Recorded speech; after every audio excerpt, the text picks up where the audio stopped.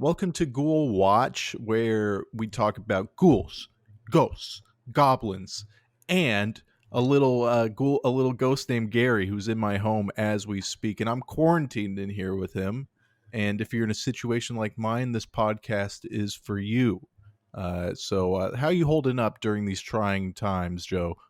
It's been alarming because you always think you're safe. When there's a ghost in your house, you can just take a walk. Maybe the ghost will be gone when you get back. That's usually one of my strategies. Just take a deep breath, go over to Wendy's, order Baconator. They got the Baconator still? Mm, For, I for uh, the, I hope so because most of modern America's diet does compose of one baconator a day. Uh, and I'm playing it cool there with the numbers. Yeah, you're being conservative with that. I think it should be a three meals kind of Yeah, thing, just because it's packed with so much protein. yeah, and that's a big problem that our access to our essential services, but our escape because when you tell someone to go in your home, go in their home and shut the door, you don't know what's in there with them. Yeah, Is there a ghost? Is there a ghoul? God damn it! Is there a goblin in your basement? And that's what we're here to talk about today: protection from the things that might lurk within your domicile. yeah. I mean, this is just a two pronged problem, right? Because we're kind of sealed in our homes with the ghouls and the ghosts, but then right on the other side of that door, the goblins are pretty much waiting. We're basically like chum to them. They're waiting for us to come outside. They're waiting in the woods. They're looking at us in our homes with our families. They're licking their lips, thinking we look like a pork chop. It's insane because when we're locked inside, the goblins can develop their infrastructure, and we what are we going to do? We can't do anything. We are forced to look out our windows at this growing problem. Um, but I know many of you are in all kinds of danger, and we're going to go over today what you got to do to stay safe from these goddamn ghouls in your home. Yeah. Um, and I think we all know what the main tool of protection is here. Gun. Do you know? Gun? Yes, the gun. Okay, yeah. I use context clues from the past several episodes that it might be gun. But yeah, I mean, I wish this virus was big enough so I could see it and get it with my Glock. That's what pisses me off about this thing is it's not Yes. the right size. It's too small. Yeah, you can't shoot the coronavirus, unfortunately, but uh, there are precautions one can take, and let's talk about access to other tools and weapons, right? Because you might not have a gun. You might not be armed to the teeth like us. Yeah. What in your home can you use to protect against a ghoul, a goblin, a ghost? Do you know of any household items that would work in lieu of a weapon? Well, I mean, I've been using guns for so long, I've almost forgotten, what kind of tools I could use otherwise. I can tell you some tools not to use. Um, a knife, whoop, that's going to go right through the ghost. Not going to hurt it at all. Another thing, a rolling pin. Don't try to Mm, chase around the house with a rolling pin like a cartoon. Okay, this isn't Tom and Jerry. yeah, This is ghosts and gremlins. yeah, And it's real life. yeah, this is real life. And I mean, what do you think? Are there any sort of chemicals we could create that we could possibly throw on a ghost? Um, I've honestly forgotten because I'm just so used to akimbo style, holding two guns, crossing them over my chest and falling asleep every night. Yeah, and we're lucky. We're the lucky ones. We have a certain sort of privilege where we have these guns. We're trained. We're ready to fire. Uh, but I've been doing some developing. I've had a lot of time in the laboratory. I've just been just stuck in my room, and Yeah. I've been developing a new sort of I don't know. I guess you could call it a chemical grenade of sorts, and it's simple. It's three separate things that you can use at home to defend against the ghouls. Everyone has a bottle of Windex lying around, right? Do you have Windex at your home? Absolutely. That blue stuff, I got it. Yeah, that juicy blue liquid. Yeah. You just need 3 parts Windex, so that's about a quart. Uh, 1 part toothpaste. You put it in there, you mix it up real good, and then you're gonna want to throw some orange juice in there. And when I did that in my home, my roommate was looking at me like I was fucking crazy, and Yeah. but he didn't know what was going on, and I threw it at him, and it did irreparable damage to his eyes. And I think if you stumble upon a ghost and you were to throw this thing, if it can handle a human's eyes, one of the most resilient parts of the body, Yeah. it will melt a ghost down to its ectoplasm.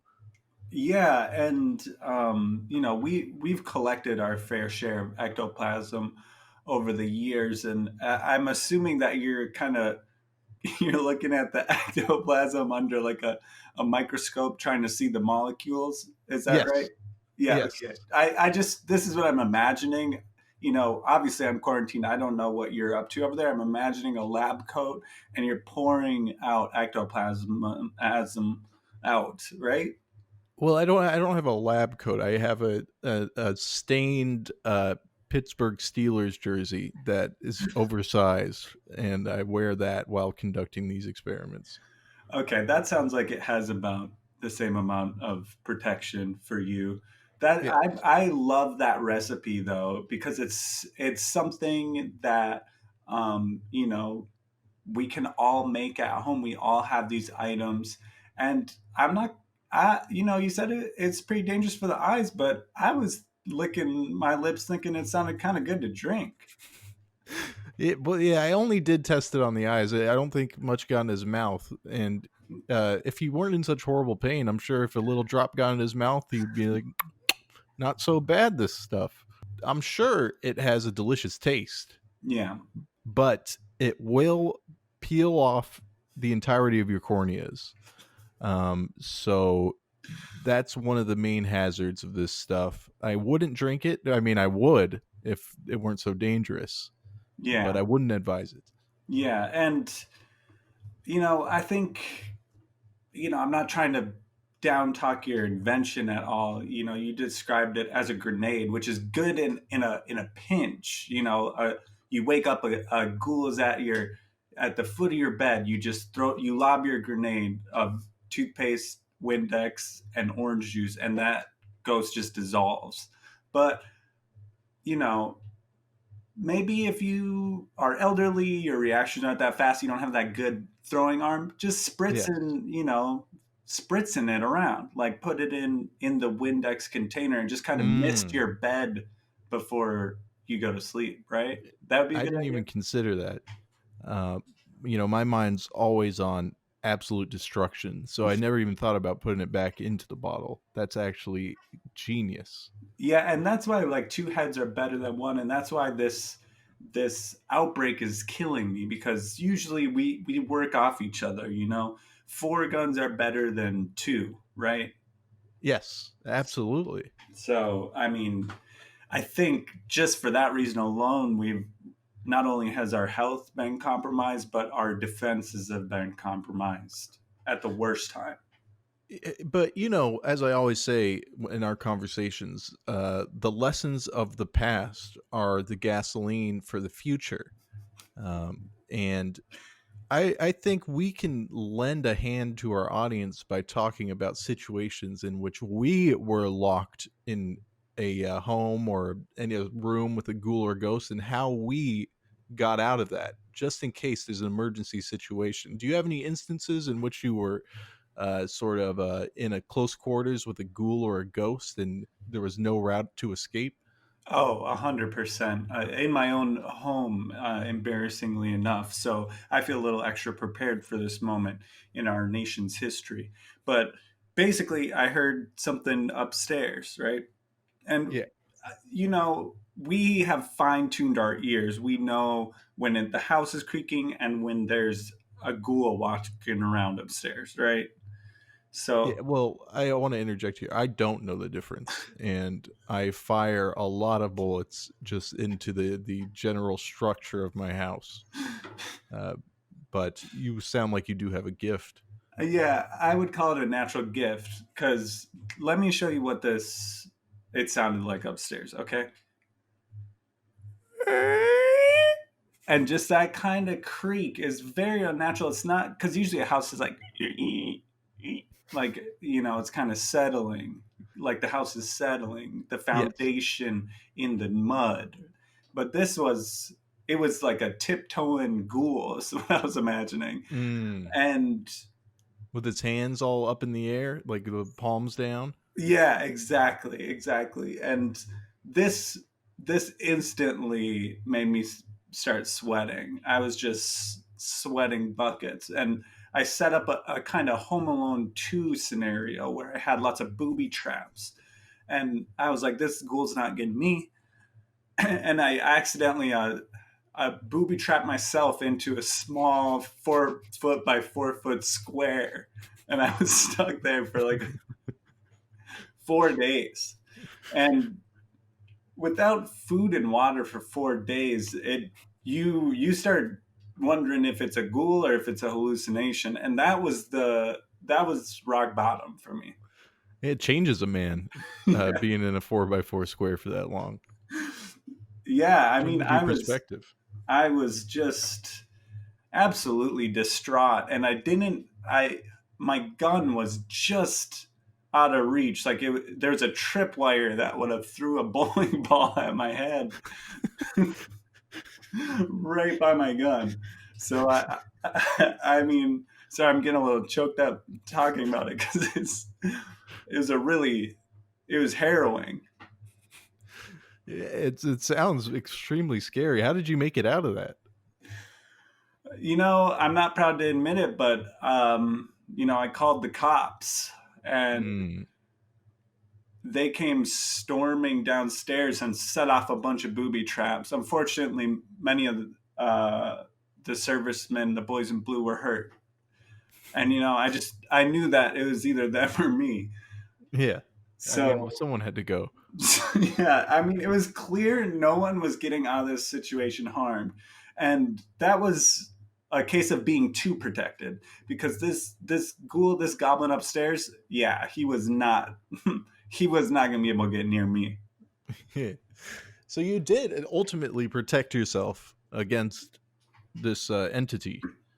Yeah, but I put myself in a lot of danger too, and I learned from that moment. So I will not be setting up as many booby traps, but I do recommend some booby traps, right? Mm, Like, do you have any favorite booby traps? I know I've walked into your house and set off a few before. yes. Well, you know that I'm very prone to set up a Rube Goldberg machine at any moment. Yeah, Uh, that's kind of your style. yeah, in fact, in lieu of an alarm clock, I have this kind of machine that tips a bucket of water onto my head every morning. Um, so I really like the bucket of any sort of liquid technique where they triple wire and the liquid pours on them, and you could do that with my Windex solution. It'd Oh, be perfect. that is such a good idea. Because, I mean, that's going to dissolve the ghost right away. Yeah, And, usually people, when they enter a room, they're not looking up at the ceiling. So people's corneas would usually be fine if you accidentally, doused your roommate in your solution. indeed. And and another funny one is when you kind of open the door a little bit and you put a book on top of it, and then they come through the door and the book falls on their head. But that's more of like for comedic effect. That's not going to immobilize a ghost or a ghoul. Yeah, I mean, I'm glad you brought that up. We're pretty serious here. We talk a lot about safety, a lot about uh, guns, and I think it's important to remember to have a little humor. You know, you can do some funny pranks, Yeah, yeah, and it's fine. You know, you can watch Three Stooges. That's another option in this quarantine is watching Three Stooges because it's just simply funny. you can't argue with the humor of that show, though. You can't debunk the laughs you get from Curly Moe and Johnny, I think is the third one's name. Yeah, I think it is Johnny. But one thing you mentioned that scares me a little is, the cops eventually had to come for your situation. Yeah. Um, but in this current climate, who knows if in 2 weeks there will even be cops anymore? And I'm just afraid of a situation in which someone calls the cops and there's a knock on their door and it's a goblin in a blue button-up shirt with a badge on. I mean, what do That you do in that situation? that's seeming more and more likely. You know, I I did happen to leave the house, which I don't recommend, but I was driving and I drove past the precinct and I was looking in there and I swear to you, I saw the silhouette of a goblin in the precinct walking around. And I don't think they apprehended the goblin because this goblin was walking around pretty freely. And that can't we can't let that happen. That's anarchy. Yeah. That's I had someone knock on my door and I opened it and it was two goblins in a trench coat. And I even though I could tell it was a goblin, he offered to sell me a coronavirus vaccine. And it was actually just a bottle with the skull and crossbones on it. And I said, "Nope, not fooling for this one." And I slammed, falling for this one. And I slammed the door on him. Uh, that but is be that's careful, be horrible. weary of that stuff. Yeah. And I want to talk about what one more defensive measure, and that's plug your nose when you sneeze. You know,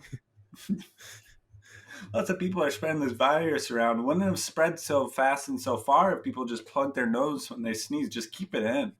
Yeah, And yeah. I also want to talk just a little bit on that point about some demonic history because you know why do we say bless you when you sneeze? And that is Hmm. because do you know the answer to this song? Oh, you're asking me to stop the angels from escaping, right? Yes, that's one popular theory. Also, to stop your soul from leaving your body. Oh, So anything like that, you got to keep it in.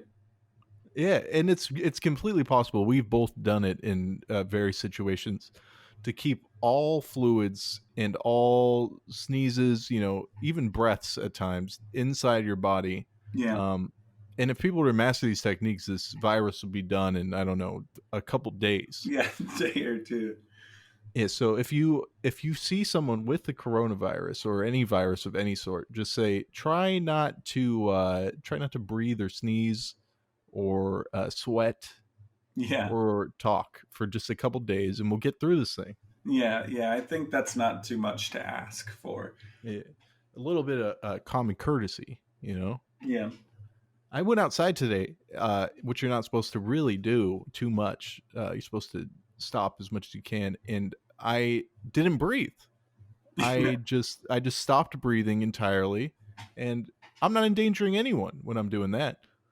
yeah. No, that's so true. And we should say that you shouldn't go outside, but you can go outside if you do take the proper measures. Like I went to a rave last night, and I was passing out flyers with a pretty good goblin drawing on it. I would say so myself. Really good shading, and I just said beware the goblins was all that it said. And that's because I ran out of space because the goblin took up so much of the flyer. But I went to a rave to spread the word, but I plugged my nose like this, and I handed out my flyers and I got out of there. I remember you told me you were going to a rave, and I was like, "Wait, what? Why are you going to a rave?" But then when you showed me that drawing, and it said it didn't even say "Beware the Goblin," it just said "Beware of the," and it left a lot to interpretation. But the Goblin drawing was so specific that it could freak out anybody, especially those kids who are hopped up on them drugs. They might have an experience that get their asses back indoors. Yeah, and I just want to have a message to the young folks out there that you are leaving yourself not only open to infection, but open to demonic and goblin attacks because we are really at our weakest as a species, and this is the exact thing we didn't need right now. It's tipping the scales towards the goblins in the human and goblin war. Yes, yes, and ghouls are not allied with goblins. We know this, Yeah, but that's a fact. when a ghoul zorps into a human being, that weakens the human being for a goblin attack. So they are sort of aligned, in a way that's not intended. Yeah, But we are at war with ghouls, goblins, ghosts, whatever, and we have to stop one to stop the other. that's Um, right. And yeah, that it's kind of, what you just said there just kind of made me swell up with some pride. I'm kind of holding the gun on my holster right now. Just kind of, I just got excited by hearing that. yeah, but I've been strangely optimistic lately, even in these trying times. Yeah. I've been consuming a lot of media lately, and I came across the damnedest thing. Do you watch a lot of anime? Is that like is that what the kids are calling Japanimation? Is that the same thing? Because Yeah, I believe one is. I believe Japanimation is the full term, yeah, uh, it must be but people because get I've so heard that. lazy. Yeah, I've heard that floating around, and yeah, I have seen some images of that kind of sort of thing. Yes. Well, what if I were to tell you that there's a Japanese anime series about a brave man who is called Goblin Slayer, whose his sole purpose in life is to eliminate goblins. Um, would you say hello sounds familiar? Because I've looked in a mirror and I've seen that man. That's probably what I would say. And then the second thing I would say is sounds like somebody's a Ghoulwatch fan. Exactly, exactly. I came across it. It's just called Goblin Slayer. This show, or Gaburin Sureya, and I couldn't believe my goddamn eyes. I immediately fired up my email and emailed the Japanese government. Actually, I emailed the judge that presided over our court cases, Oh, I've been and emailing him too. just I didn't know we were. I've been in pretty much constant communication with him since we left, and that guard in the prison. Yeah, that Strangely enough. nodding guard, he does not return my emails. Yeah, I gave him my line ID and he never added me. But I immediately emailed the judge and and the subject of the email was Goblin Slayer and the body was "Is this me?" in all caps, and I didn't get a response, but I am planning a second email. Uh, because either of us could accurately be described the exact same way as the protagonist of that show. That man is in a cave, he's killing goblins with a sword, he's rescuing other human beings. The goblins are way more horny than actual goblins on that show. Um, but I think that's more of a cultural thing. Yeah, Uh, maybe. yeah. But I'm just what can we actually do about this? If I know ghoul watchers are all over the world, and we're number one as the same as always. How do we? Should we be honored by this? Should we be angry? Well, I'll tell you my first. impression, my first reaction to that information, pure anger, because Yes. the way that you're describing it is okay. Let's go through the timeline. We film what was about to be the most groundbreaking documentary about goblins and ghouls in the nation of Japan. We Yes. go to court for unjust reasons, and they confiscate somewhere between 70 and 80 hours of bog footage of us at the bog talking Yes. about goblins. And then, oh, someone happens to come out with a show called Goblin Slayer.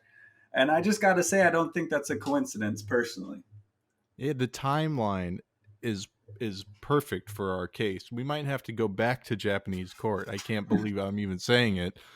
Um, but it's almost too too specific. This show. Um, Goblins are in the zeitgeist. They're talked about pretty often solely because of us. I don't think that's too crazy to say. I don't think so either. I mean, I I would go as far as to say we popularized goblins, Yeah. and made them known to the public. I'm looking up this Goblin Slayer uh, thing online right now, and yeah, I just gotta be upset. I mean, I I didn't quite notice that the main character's name is literally Goblin Slayer. Like, was he born with that name? it's it's pretty disappointing that they would stoop this low, and of course they did so after we were deported.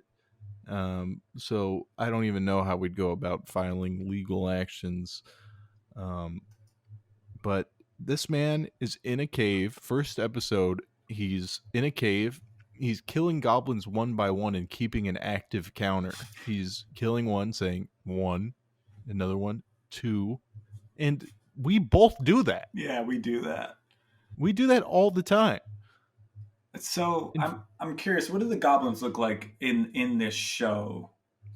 Well, they're very small green creatures with pointy ears, and I'd say they got most things right except for the scale.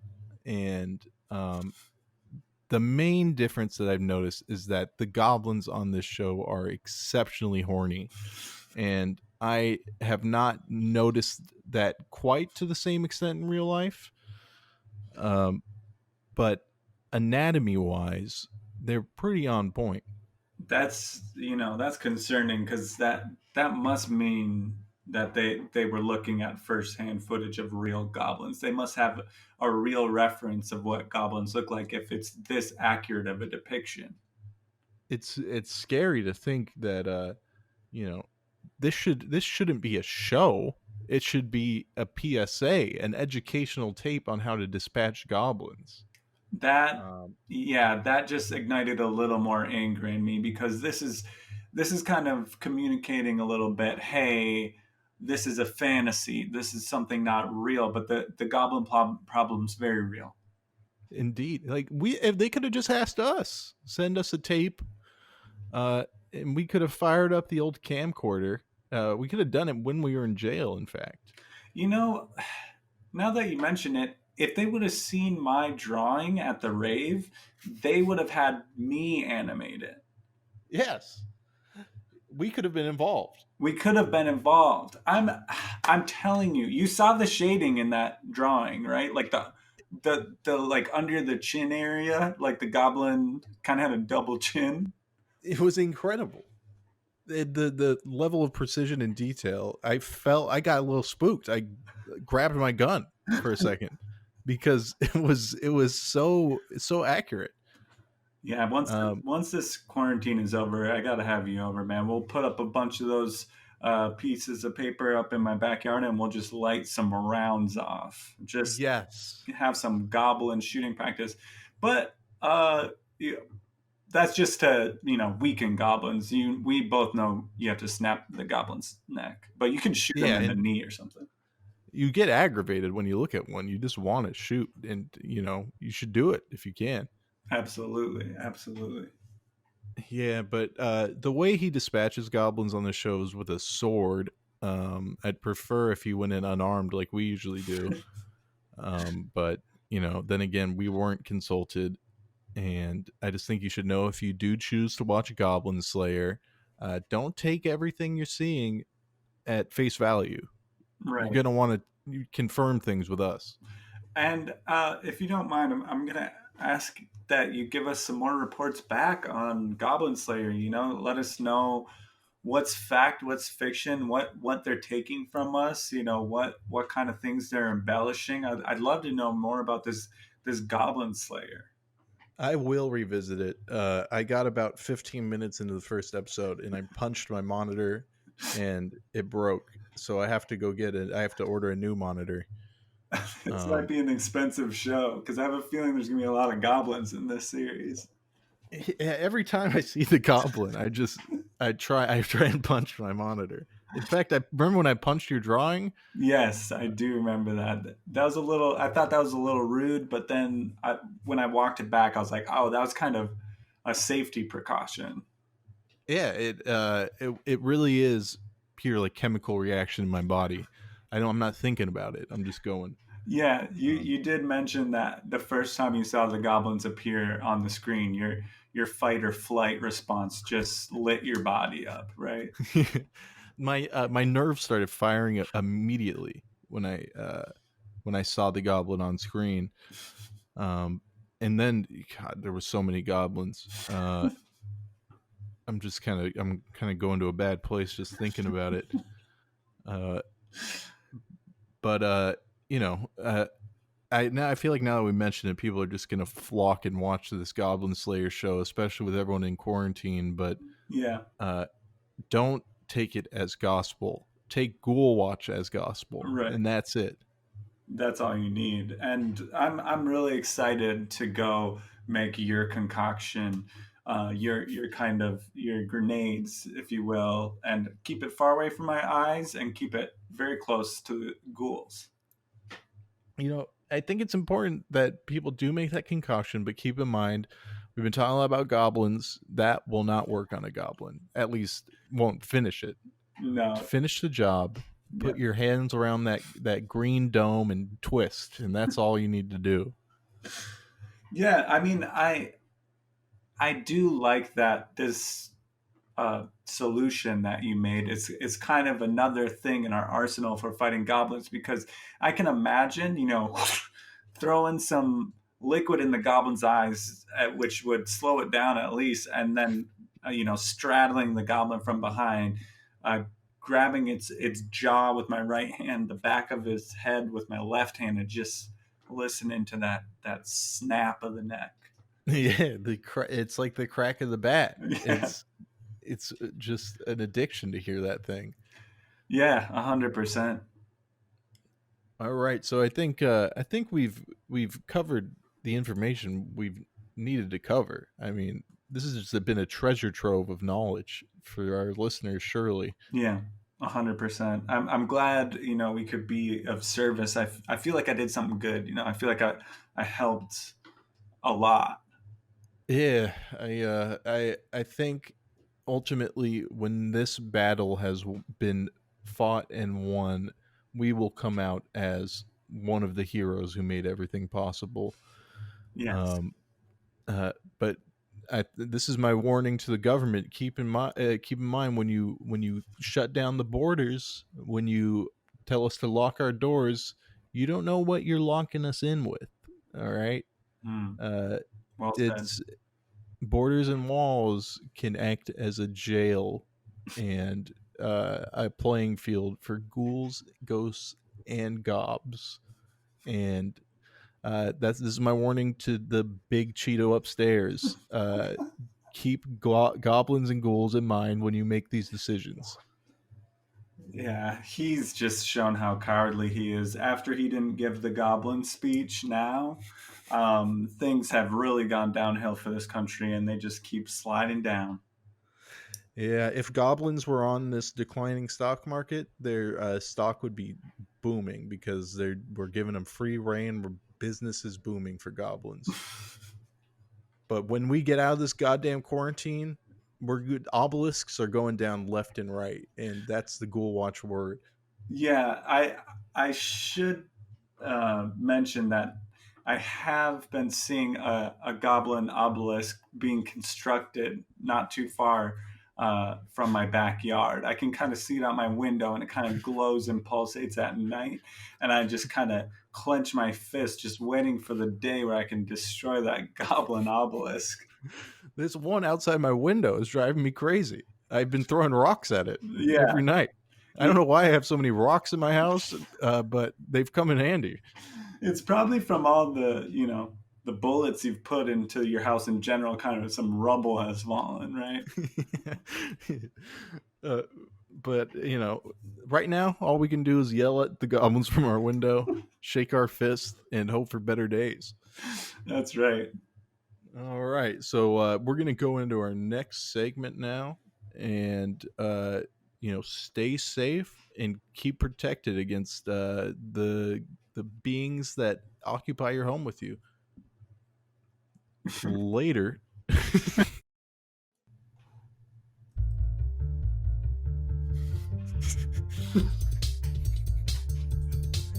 welcome, welcome to Ghoulwatch, Part 2 of the episode. Sorry, should be more professional.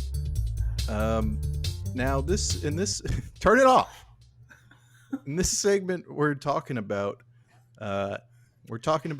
your questions for Haunted Online. Sorry, this is just an awful start. Play the music again. That's our new theme, by the way. Yeah. And we're gonna play that every single time we start a new segment or a new show, and Yeah. because this frequency is actually it keeps ghosts out. Yeah, and it's one of your family members playing that bass line, right? That's my my uncle Chet. Uh, Yeah. He's it's actually good. playing it live behind me. No, Chet. Chet. When I give you the cue. All right, Chet, you can go. Welcome to the questions and answers segment where we answer your questions and we give you we're going to give you the answers. All right, Chet. So Thanks, Chet. you guys were sending in great questions. I was surprised when we asked for questions. I was expecting more elementary topics, like how kill ghost, how remove ghoul, how kill goblin. But what we got was actually a diverse range of, interesting questions about different topics. Yeah, I'm just gonna dive right into it. We have Rancher Dave here, um, at Dave Rancher on Twitter. Uh, Avatar, just a beautiful man. Yeah, Sculpted facial hair, wearing a cowboy hat. built, Uh, Built, pectoral muscles are on display, bulging. and yeah, they are well sculpted, like his facial hair. And he says, "Hey y'all, Rancher Dave here. Goblins keep eating my wild bird seed." I feel like I should read this in a southern accent. Maybe, yeah, I don't know what's a most little respectful. racist, Yeah, but I don't know what's most respectful to Rancher Dave. I just won't do it out of respect for Dave. yes, we respect you, Dave. I don't want the puny green hellions going plumb crazy and scaring my horses. All caps. I've followed your advice and snapped some necks, but lately they're faster than green grass through a goose roadrunner. In parentheses. That I was don't know. pretty indecipherable. Let me plumb crazy and scare. Ah, okay. I think I'm getting it here. The He's got a problem with some goblins. yeah, the gobs, they're running wild. So I think, goblin animal relations are pretty complex, right? The Yeah. goblins eat them from time to time. Occasionally, they'll try and get up and ride the horses. I've seen it go many different directions. But to repel goblins like an AO from doing an AOE and protecting an area, do you have any techniques to do that, Joe? Um, you know, if a goblin is on a horse, you're pretty much fucked. You should leave the Eh, property. Once a goblin horse combination is visible, you should know that there's not a lot of ways of countering it. yes, absolutely. I do have a suggestion though, because it sounds like the goblins are attracted to your wild bird seed, which it sounds like you have hanging out around your ranch. Um, and a simple rat poison will do a few goblins, and it'll at least daze them. I can't say your farm animals will survive, but it's worth a farm full of dead animals to have one dead goblin. Is my opinion. There have to be sacrifices in this war, and unfortunately, it might have to be these wild birds you're talking about. Um, and an alternate thing you could do is goblins are very, scent based creatures. They love the smell of a lot of things, food, weed, smoke. Um, they run on scent. So just spray some Febreze too. Rat poison and Febreze will definitely do the trick. Yeah, I think that is a good place to start. Rancher Dave, if you could let us know how that works for you, the a rat poison Febreze combo. Give it a try. And send in your morning routine, Dave. You're looking great, and I'd like to know how you achieved the way you look. So the next question is from Milk Mayor, and Milk Mayor asks, "Oh, this question is for Mister Powers. I don't know. I guess this is uh, for someone of my specialties. I don't know what it could be. If you mistakenly have intercourse with a ghoul, hypothetically, I can't stress this enough, and it turns out to be of the male variety, are you still gay? Hypothetically, of course. Now, I don't know why you specifically directed this question at me, but sexuality isn't dictated by the ghouls you have sex with. It's just how you feel, what you're attracted to. Um, there's no distinct decision you make where, oh, now you're gay. You know what I mean? Yeah. This is more of a general thing. This has nothing to do with ghosts. Uh, but keep fucking those ghouls. Oh no, wait, No. ghouls? You're fucking ghouls? That's the problem. You want to have sex with ghosts.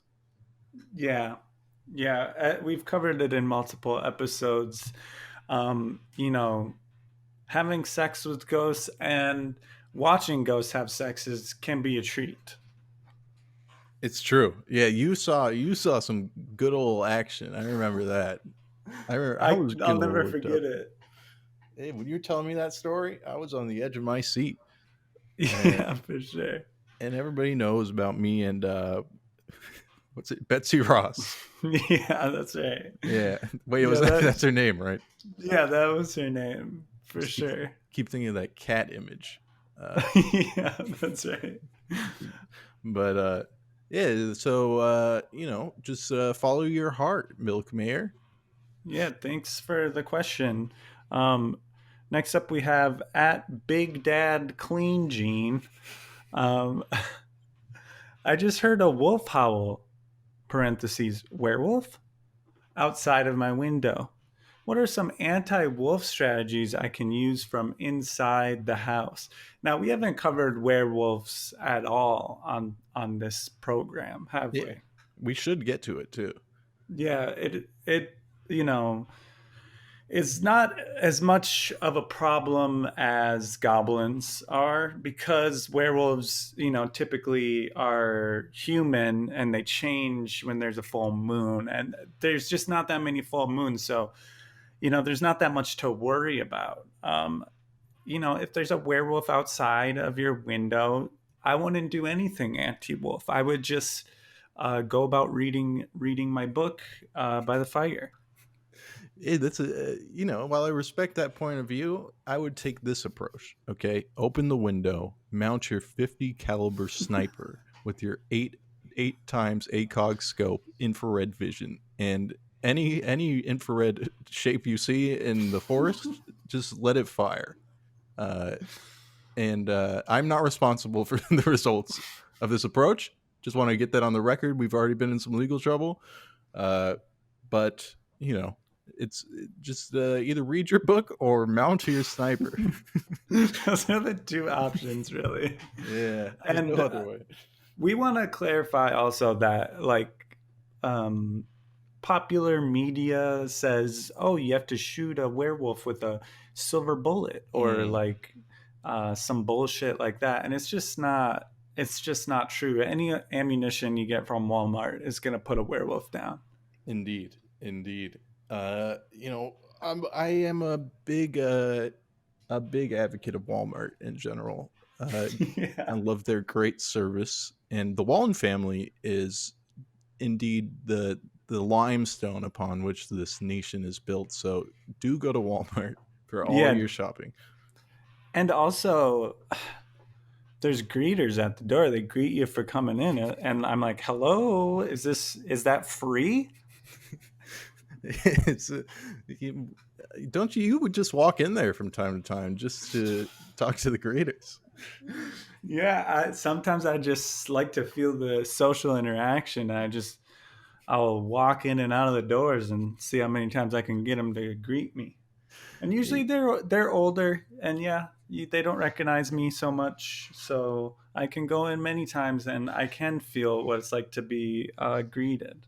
Yeah, and I don't know if this is an anomaly with you, but you tend to go up to them and start a full conversation. You approach them, and uh, I've seen you talk to them for hours. Yeah, and actually, um, I do a little volunteer work for the Walmart company because I'll go in wearing my blue vest I love so much, and I'll greet a few people too. Pay it forward. This is giving back is very important, and it's good that we have it on the record that we do contribute to our local communities. And I'd also Definitely. like to rescind what I just said about the ACOG sniper, for the record. Please do not do that. Yeah, hopefully no one had a werewolf outside their window when you're saying that, and like didn't hear the apology yet. They took off their headphones and went straight to the window and mounted the sniper. Damn it. I should have apologized earlier. So our next question is from Nico. Thank you, Nico, for the question. Uh, how do we fight these invisible micro ghouls plaguing the world? Are guns still viable? Now, we haven't talked about micro ghouls so much. And it's interesting because go ahead, if you got a microscope right now, fire it up. And like while you're studying your onions or whatever you put on your microscope, you might see a little ghoul dancing around. And we don't think about them that much, but they are dangerous. Absolutely. And don't get caught off guard by the funny little dance the ghoul's doing, because it can be rather humorous sometimes, and that's kind of the first wall of your defenses are down. Once you start thinking these little microbes are funny, it's game over for you. Yeah, I think people, especially in our pop culture, were trained to laugh and like take enjoyment in the activities of ghosts and goblins and ghouls. But don't fall for that trap. Be on guard. Yeah, definitely. And I'm not saying this is true. But I heard some of the TikTok dances actually do originate from ghouls, Yeah, and their dance style is kind of very similar to some of the viral ones that I've seen. Some of those viral TikTokers. I've heard the Tokolosh created the Nene, and I believe it. just as I believe most things I'm told. Yeah, the internet is really just a vast source of information, and luckily, it's like almost all true. Indeed, indeed. So next up, we have a question from Janelle. Would an Italian vampire use human meat in their gabagool? That's a good question. That is Uh, a good question. we know of one vampire, right? Uh, but he's a Dracula? British vampire, uh, Prince Charles. All right. Um, I forgot. known, and he's not known mostly for sucking blood, but more sucking the air out of a room with his terrible jokes. Um, Yeah. that's mostly what I remember about our research on him. Yeah. Uh, what do you think? Would an Italian vampire use human meat? I'm not even sure I've ever heard of an Italian vampire. I don't think they exist, to be frank, because look where Dracula's from, not Italy. Look where Prince Charles is from, the whole royal family. That's not Italy. Hmm. And those are the only known vampires that I'm aware of. There's the Count from Sesame Street, but I did have doubts whether he was real. Um, he was kind of Italian. I don't want to. I don't want to be racially insensitive, but I kind of got an Italian vibe from that guy. So then the question, I guess, shifts to would the Count from Sesame Street use human meat in his gabagool? And I'm going to go ahead and say uh, probably not, because the Count works with a lot of children. And I feel like that he doesn't have the capacity to kill. Yes, yeah, he definitely has. Probably he's probably more sentimental, Yeah. uh, but I think of him more of eating cereal. Um, oh, because Count Chocula. That's what I'm thinking about. You're thinking of Count Chocula. Who is Count Chocula Italian? I have I heard Count Chocula speak? I don't know. Can we find a clip real quick? Yeah, I think I might have heard him speak at a convention. Count Damn. Chocula. While you're searching that, I gotta ask you: are you a blueberry guy or a Frankenstein guy? Frankenberry guy? You know what? I say get both those out of. Give me those dang crunch berries, dude. Whoa! Wait a second. That's not spooky theme though. I don't. It depends on how you view the captain. Uh, Yeah, that's true. He, has crunchitized many children, which is an atrocity in its own right. oh, he does talk. There's a video here of him arguing with the Frankenberries, the Frankenstein of berries. Um, he All does right. sound a little Italian. He does have an Italian flair, a panache of sorts. So I'd say no, because even if he's Italian, he does not. He eats chocolate. He eats cereal. He goes buck wild for it. Yeah, Count Chocula doesn't sound like somebody who would be eating gabagool in the first place, human or not human. So we're going to go ahead and put the kibosh on your question. A bit of a dumb question. Yeah, you should have done some research and looked up Count Chocula before you sent this question. Uh, so our next question is from Dag Dirk Danged, also known as Bob Donuts. He says, "Hello, friends, fellow hunter here. While I was making a nice spaghetti dinner, I heard some noises around my dumpster.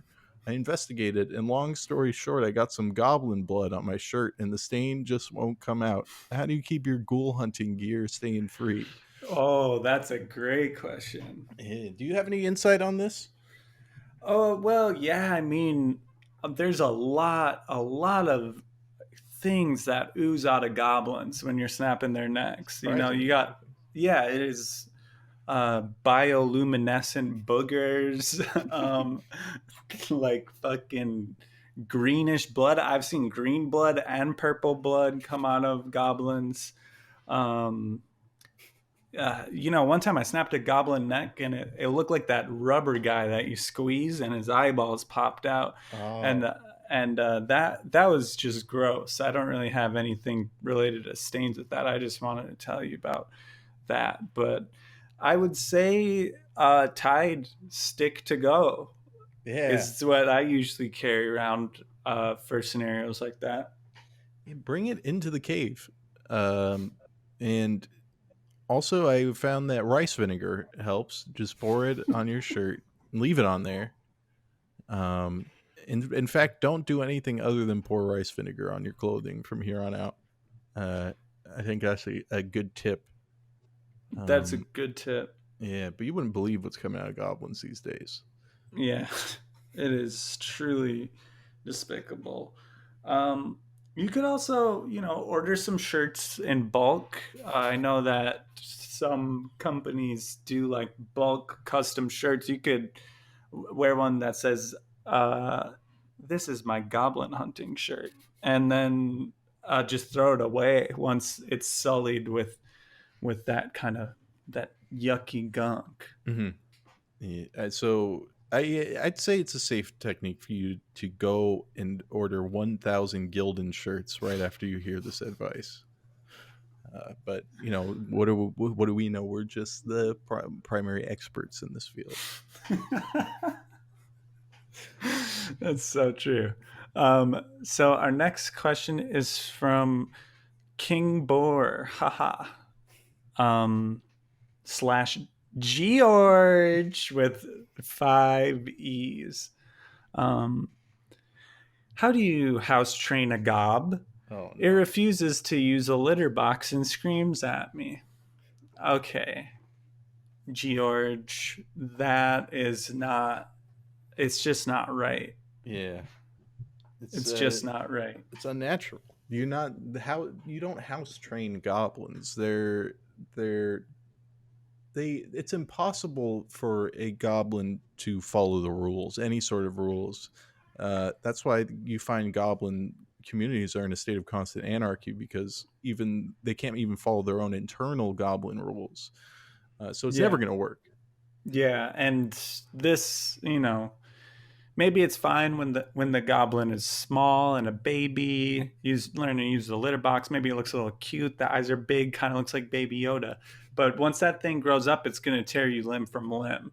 And we saw how the TV documentary The Tiger King went. It would be a lot like that, except for with goblins, Hmm. and they would be tearing you apart, limb from limb. And that's the reason why there's no goblin zoos, because it's just not a sustainable idea. Believe me and Charles have tried that. Yeah, indeed. We've done a lot of goblin experiments. And if the show Tiger King was actually called Goblin King, Joe Exotic would have been dead in episode 1. Thank you. Yes, thank Uh, you very much. so snap that goblin's neck, throw it into a river, and just pretend this never happened. Maybe get Yeah, a cat. get a cat. So our next question is from Loner Faux Life, uh, also known as Gator Borator. Is there a way to kill someone that guarantees they become a ghost? Oh my gosh. Uh, don't kill someone first off. But let me tell you a bit about ghosts. They generally become ghosts when they have some unfinished business. Mhm. Uh, so maybe give them a task they have to finish before killing them. Yeah, yeah. Maybe like tax season would be a good time. Find them right as they're about to complete their taxes and kill them, and they'll just forever be haunted by their unfinished tax forms. Yeah. And we're not saying that you should do that, but we're saying if you wanted someone to become a ghost, is just tax season is very predictable. Yes, yes. That's why so many ghosts are created in April, Yeah. and that's a fact. Next up, we have a question from Trevor Niavelli. I'm sorry for saying that There's wrong. no I at the end. I'm really sorry for that. Are the ghosts that live in my instruments friendly or despicable, evil, ugly ghosts? That's a good question. Damn. Depends on where you got the instrument. Also depends on the kind of music you're playing. If you're Mm. playing some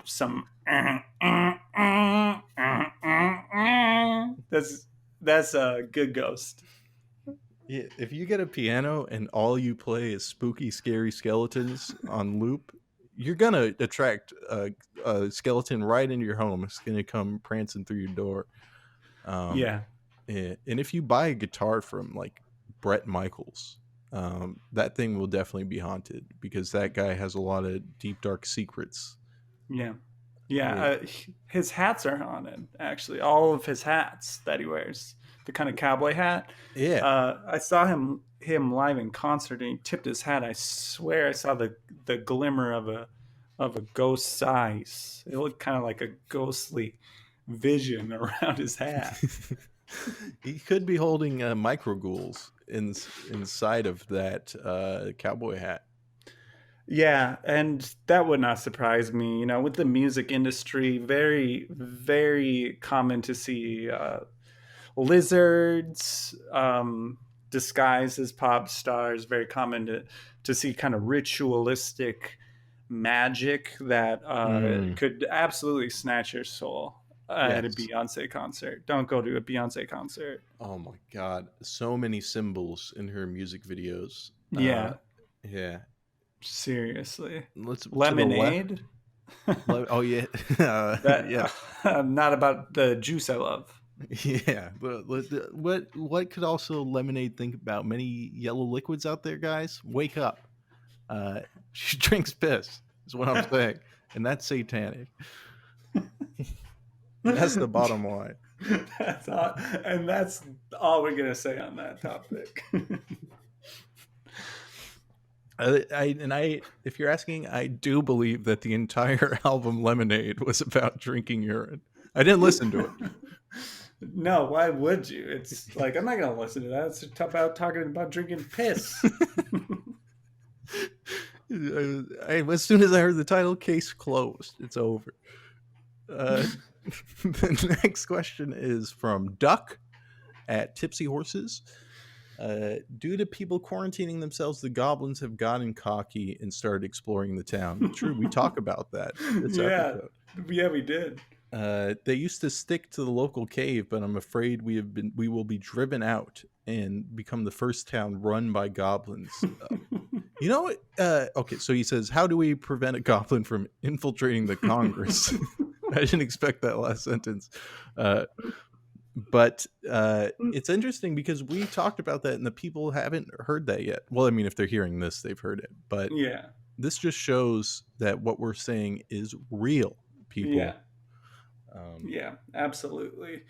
And I think that is, the end game for these goblins is infiltrating Congress, and I think it's something we really, really need to be worried about. I know you all are thinking, "Oh, isn't Congress already run by ghouls?" No, you would hate to see goblin legislation. mm, goblin. Oh my God, the laws they'd make. It The would laws they would make. Oh be my God, untenable. yeah, you can build a goblin obelisk on a major freeway. You know. Can you imagine driving down the I-10, just having to swerve around constant goblin obelisks? It would be hell. Uh, and nobody wants to live like that. No. They just skewer the public barbecue laws. They could bring their cauldrons anywhere and just Yeah. start cooking soup. It'd Yeah. be terrible Bones. Lots of bones. Stirring up the soup with bones. You want to see that? in your public parks. Uh, so, how do we prevent that? Is a good question. Uh, I I think you hinted at it earlier with your 50 cal idea. Just mount that to your open window and just let some bullets rip. We're in quarantine. Everyone's supposed to be inside. So it's probably a goblin roaming around out there. yeah. And I'm picturing if it does get bad, we'll see, you know, Nancy Pelosi guarding the Congress doors with a 50 cal of her own and just letting loose. Bernie Sanders, akimbo pistols, uh, just blowing up ghouls and snapping goblins' necks. I'm imagining Newt Gingrich with a bandolier of bullets, kind of like Chewbacca, and I'm imagining. I'm imagining he's holding two golden desert eagles, kind of like the ones you have, Charlie, Yeah, and he's just letting bullets rip, just echoing throughout Congress. you know, and I think if that were to happen, the partisan government would be done for. They'd unite into one killing squad, and Yeah, in politics, it's a dangerous situation, and we might lose life as we know it if this happens. it's true. And I don't think America's ready for a three-party system. So I think the right and the left are going to have to come together and face the Goblin Party because their votes are double human votes. Yes, I don't know how they pulled that off, but It was we're a already fighting little against that. It's a little footnote in the Constitution. Ben Goblin Franklin, votes equal two. yeah, I think Andrew Jackson put that in there as a joke initially. He didn't see this coming. Uh, if you look at the Constitution, it's just filled with little jokes between the lines. Yeah, you should read that shit. It's funny. um, yeah. Oh, another thing, just for to think about, food for thought. The Green Party. What color is a Oh, goblin? oh no, I never thought of that. So let's just say they already have a party that they control and infiltrate. Um, yes. That's really scary. So next we have a message from Kondo at Tokyo Kondo. How do you feel about the normalization of vile creatures in current pop culture and media, e.g., the Green Goblin in Spider Man? Great example. And how do I keep my kids away from it when they spend the majority of the time with their mother, parentheses, divorced, Mm, who is a ghoul apologist, question mark. Thanks. Ooh, yeah, that's a big problem that we rail against quite often is how normalized goblin imagery has really become. Even if mhm. they're depicted as a villain, it's still a win for goblins at large. This is something I'm really worried about. Indeed, indeed. You know, a lot of these little tiny things they've snuck into the media have been, a pro ghoul, ghost, goblin normalization effort. Yeah, Casper, yeah, ever heard of Casper? Scooby Doo. It was always a guy in a mask, or yeah, the middle guy, the guy you middle suspect. And there's a reason, they were always human, just to like try and convince you that these things aren't real, but they are yeah, real. yeah. And Um, Scrappy Doo, what was up with that? yeah, he talked a lot, and he shouldn't have. A dog shouldn't talk. So, satanic much. Uh, so, what what you want to do here is, what's it called? Put your kids uh, in a room, take out the TVs, just nothing except for books. Books. What are good authors that don't entertain the idea of ghosts? Ayn Rand comes to mind. Jordan Peterson. Uh, I'd say Ben Shapiro, but the guy, look at, he's tiny. Yeah. Hello, little goblin in his blood, perchance. Fair chance. Uh, but yeah, I, Ayn Rand, definitely. yeah, Uh, sit your kid down with Ayn Rand book, Atlas Shrugged, and just start reading. That's what I say. yeah, And when he gets finished, he's like, "Dad, I need a new book." And be like, "Start over." Atlas shrugged and just send him back in his room.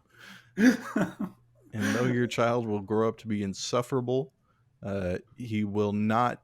He will not believe in ghosts. I mean, he will believe in ghosts, but he won't believe they're good. Yeah, So that's it. That's an important distinction. Also, I'm sorry about the divorce. We're no strangers to divorce here on Ghoulwatch, and if they're a ghoul apologist, maybe it was better that you weren't together in the first place. A little relationship advice on top of that, so a little bonus for you. you're better off, my friend. You're better Trust off. me. So our next question is from San Pellegrino at Truly Logging Off. The question is, how do I make sure my stepson isn't hanging around with any ghouls or goblins at school? He has a very bad attitude at the dinner table. And these two things are correlated. A lot of Yeah, people might not think that when your son sasses you or talks back, it's because of ghouls or goblins, but there's a higher probability than you think. true. Um, I've walked by local schools during school hours, and I've seen goblins, talking through the chain link fence at children, whispering things to tell their father to make him angry. And so I'd say just go to the school, police the perimeter, make sure that's not happening. Yeah, that is such good advice. And we don't talk quite enough about goblin deterrence on this program, but if you just kind of ball up some t-shirts and piss on them, um, goblins usually don't like the scent. And if you just kind of drape those on the chain link fence around a public school, then it's gonna ward off a lot of goblins and some kids, so they won't be tempted to go into the deep dark woods where a goblin could grab them and indoctrinate them. Indeed. And though you may be, you know, uh, shunned by the school staff and other parents, you will gain the respect of your son, which is everlasting. Yeah, priceless. Yes. Um, I feel like we really nailed that one. Yeah, that one's in the books. Yeah, this one comes from Ashen at Ashen Merrill. For my whole life, I've been fighting your standard green colored goblins that we all know. But the other day, I encountered a purple one that took 2 times as many shots to kill. What was up with that? Well, it sounds like you haven't been paying too much attention, Ashen, to the show because we know that bullets are not the most effective way of dispatching a goblin. Mm, indeed. And you want to be cracking necks. Yeah. And um, the thing is about the color, you get deeper in the cave, the goblins get more difficult. It's just natural. It's, I mean, it's like any, it's a quest of sorts. Yeah. You're eventually going to get to the elite goblins if you keep going deeper. Um, Right. so you got to be prepared, and shooting it is a fool's errand. Yeah.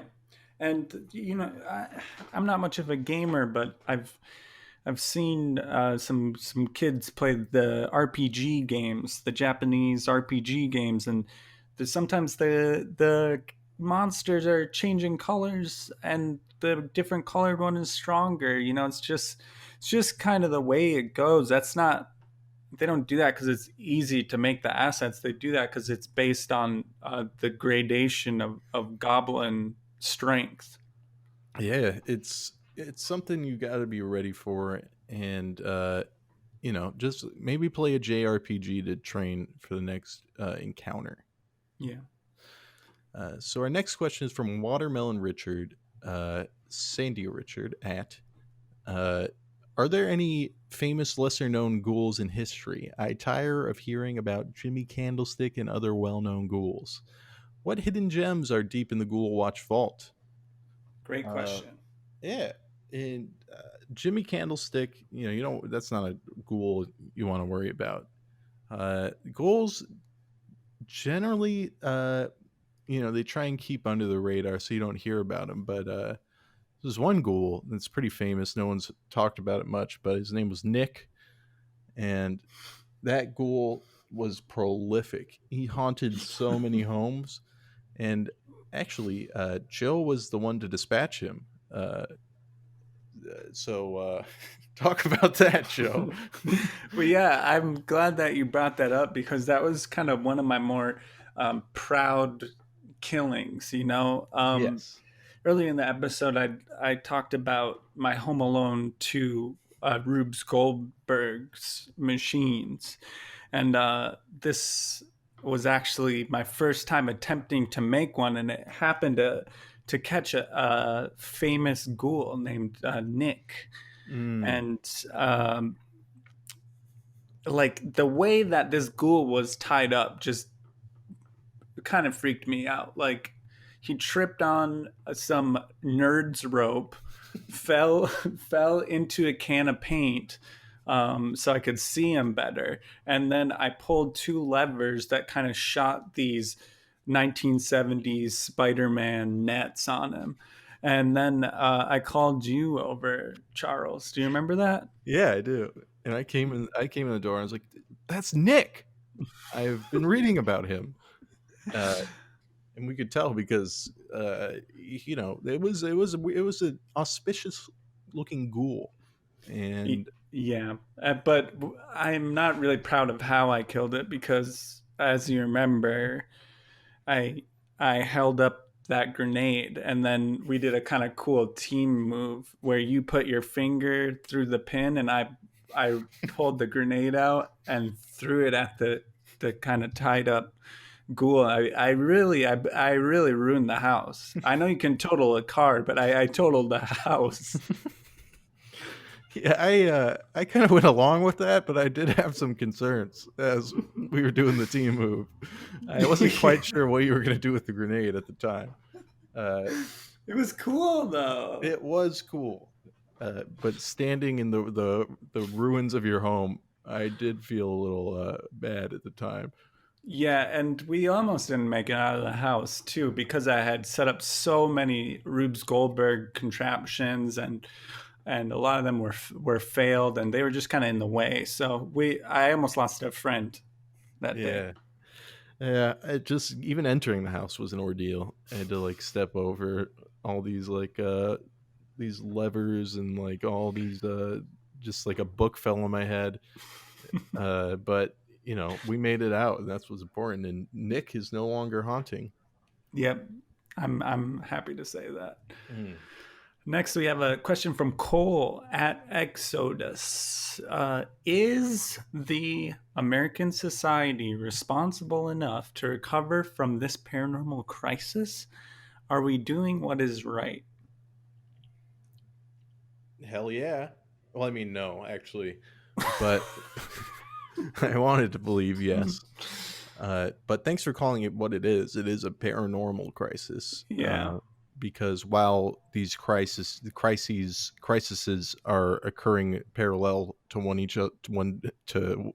each of each other, one is bad too, and the other one's bad.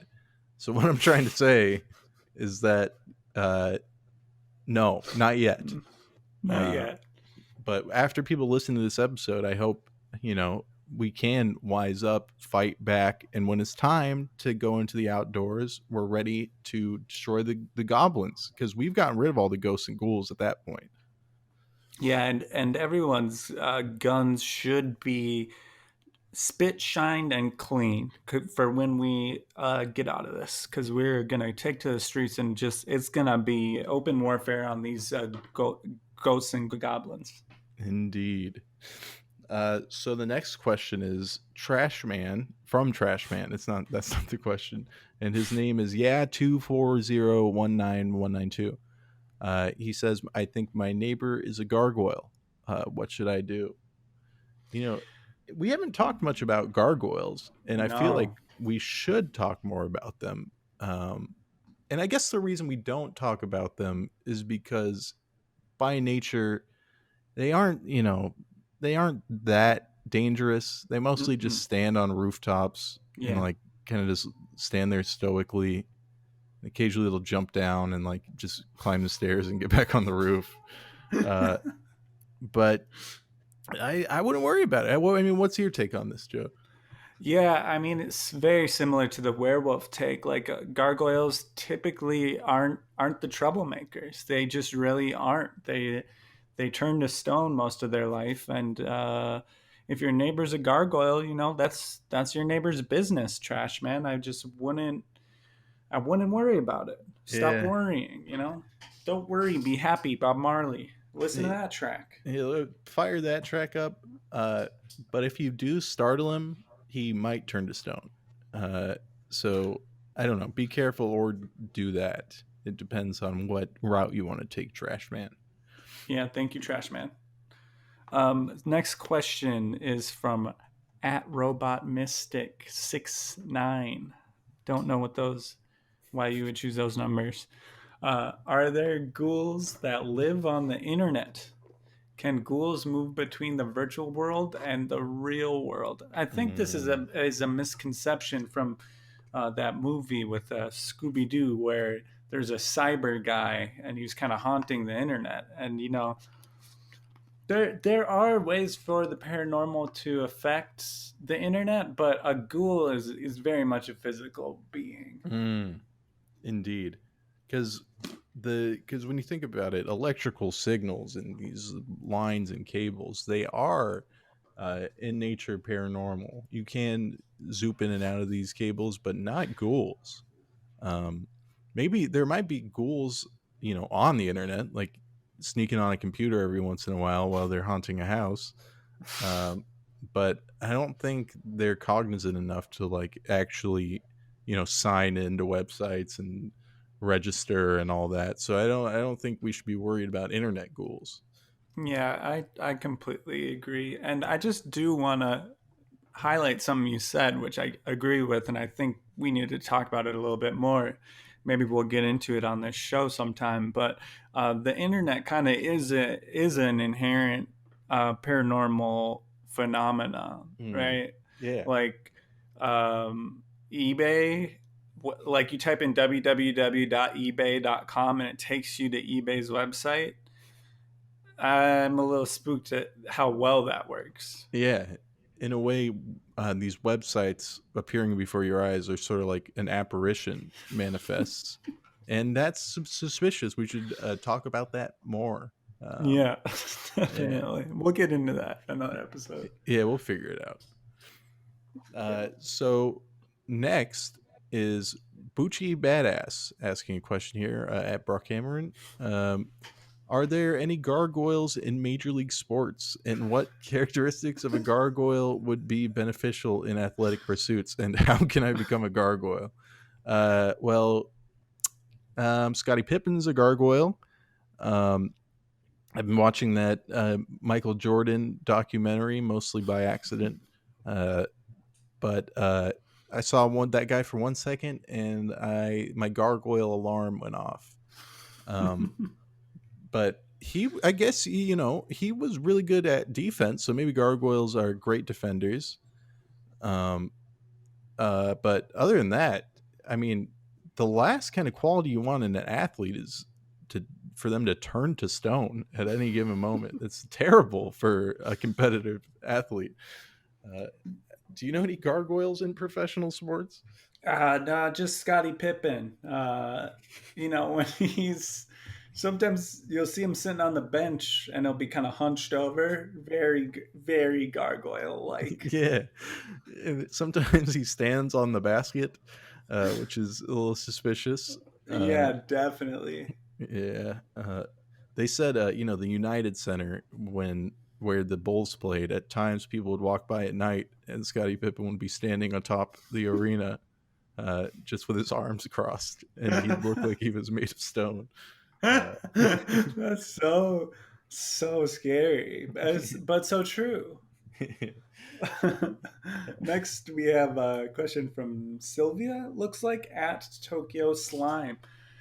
Okay, does the H for Jesus Christ middle name stands for holy? Jesus H Christ. Um, it actually stands for Hasbro. A lot of people don't know that. Yeah, Hasbro is kind of a, the CEO of Hasbro is so the one of the only people with a direct bloodline to Jesus. Yeah, it's interesting because the the rivalry between Hasbro and Parker Brothers is actually an extension of the rivalry between Jesus and Satan, because Yes. the Parker brothers are related to Lazarus. Oh, So yeah, yeah, that's true. yeah, the Parker brothers are satanic, and Yeah. Hasbro represents all that is holy. Now hold on one second. Who made the I'm going to look this up real quick. Who made the Ouija board? Uh Which oh. which company made the Ouija board? Uh-oh. That I Because that's going to be an issue for me. All right, we got to do Ghoulwatch research for a second. Chet. All right. Okay, wait. Big twist here. Hasbro. Is it really Hasbro? Yes. Oh, well, that one just slipped through the cracks. Yeah, I don't know if the Hasbro bloodline currently controls the Hasbro Corporation. I wouldn't be too surprised if it's been corrupted and Yeah, those related to Jesus have been thrown out. Um, that really makes me nervous, Hearing that news is really hard to hear. yeah, it's depressing. Um, you know, Current CEO Brian Goldner, and I don't think that man is related to the Hasbros. So there you have Yeah, it. I mean, it's right there in the last name. It's not, you know, or it's not Christ is not the last name, Yeah, which I would think that would be it. yeah. So let's start a campaign. Get the Jesus bloodline back in Hasbro. That's we should focus on that next. Yeah, we'll get that going pretty soon. All right. So the next question is the free speech disrespecter at Blooperer, who says, "Are there different variations of goblin? I've become increasingly concerned regarding certain signs of goblins in my neighborhood. And last night I spotted a goblin-like shape descend into the local pond. Are there aquatic goblins? If so, what do I do? God bless you, boys." Um, Hmm. Great question. Yeah. I think we've kind of covered this in various points, but the way goblins mutate and evolve is at a rapid pace, and it's kind of hard to track, which way they're evolving. Yeah. So you tell me you saw a goblin that does a certain thing that's strange, I'll believe you because Yeah. there are wacky and wild goblins out there. Yeah, I'm a little nervous for when some of these goblins start taking flight. You know, a goblin in a bog, I'm familiar with that concept. A goblin takes to the skies, that's when I suddenly feel a lot less safe. Indeed. I'd be terrified if I saw a goblin flying above me, and he swoops down and picks me up and like pulls me into a big nest. That's one of my Oh, greatest nightmares. that is a horrible image. I would hate to see you in a goblin nest with all the little goblin babies licking their lips. Yeah, man, it'd be a terrible reality. But Yeah. one piece of advice: go watch Gremlins too. Because the various types of gremlins of all shapes and sizes and variations, that's how you should think of goblins. Yeah. It's quite similar. Yeah, and we should note that when you see things like gremlins in popular media, those designs don't come out of nowhere. It's not Yeah, like someone just made up a gremlin. Like there are creatures out there that look like that. Same with all everything on TV. yeah, everything that's on any screen at any time is something that's real, and people need to realize that before it's too late. Yeah. That's so true. Um, our last question here is from Jams Hot to Tease at Chow8971. Do ghouls slash goblins cause depression? And are there any video games that make you more available for a goblin attack? Two really good questions. Mm. Would you mind taking the depression one, and maybe I could take the video game one? Absolutely. When you're thinking about depressions, you're thinking more about demons usually, or spirits that possess you. You know, I guess you can get depressed about like ghouls and goblins in the sense like you feel a despair because there are so many out there and you can't kill them all. Uh, Yes. and that's kind of the depression I feel about ghouls and goblins. And then, demons can possess you and give you depression, or you can just have clinical depression, which you can go to a psychiatrist and, it's pretty simple solutions to feeling better. Uh, but uh, yes, is the answer. How about the Uh, second part of this? yeah, video games that make you more available for goblin attack. Um, I haven't seen too many articles or scientific journals talking about this, and I think it's one of the biggest failures of the science community. Because do you remember back in the Xbox 360 era, they had these kind of $2 cheap games that you could play as the King from Burger King in? Do you remember Yes, those? Sneak King was one of them. Yeah, so when you would play those games, they would emit a certain frequency that would kind of jostle goblins out of the muck and Oh. out of the bogs. And I think when Sneak King came out for Xbox 360 was the first time we saw a major spike in the goblin population. Yeah, and it makes sense. They're producing those discs at such a cheap price. They had to cut some corners, and in that process, they made something very dark and sinister. And Yeah. it's spooky to think if how much of this world's chaos and damage and all these lives would be saved if Sneak King was never made. Um, but hindsight is 2020. But if you do see a disc of Sneak King, destroy it, and you'll be doing the world a favor. Yeah. We just want to thank you all for your questions. There were some really good questions in here. I hope that you're all a little bit safer from some of those goose and goals. A goose is actually a kind of a goose uh, ghost. I'm sorry for saying that. I didn't mean it. It's also, I believe, that's the word for ghost in German. If I, I think I've heard that. Yeah, I think that's true. Yeah, I'd just say it's true. It's true. Yeah, Uh, that's gonna be true. yeah. But yeah, thanks. These were great questions. I hope you're pleased. We tried to get through a lot of them. And I think last time we said Ghoulwatch was going to be bi-weekly. We actually meant tri-monthly. Sorry about that small error. Hold on. Wait, the cops. Okay, good. Sorry, I thought it was for me. Uh, so we will be back before the next tri-monthly session. That's on God. Yeah, you can take this issue to the big man upstairs if we're not showing up. Indeed. The Ghoul Watch boys wish you safe. I hope you don't go outside. Don't do it. Um, and we wish you the best. Yeah, good luck. Good luck, everybody. And Chet, play us out. What?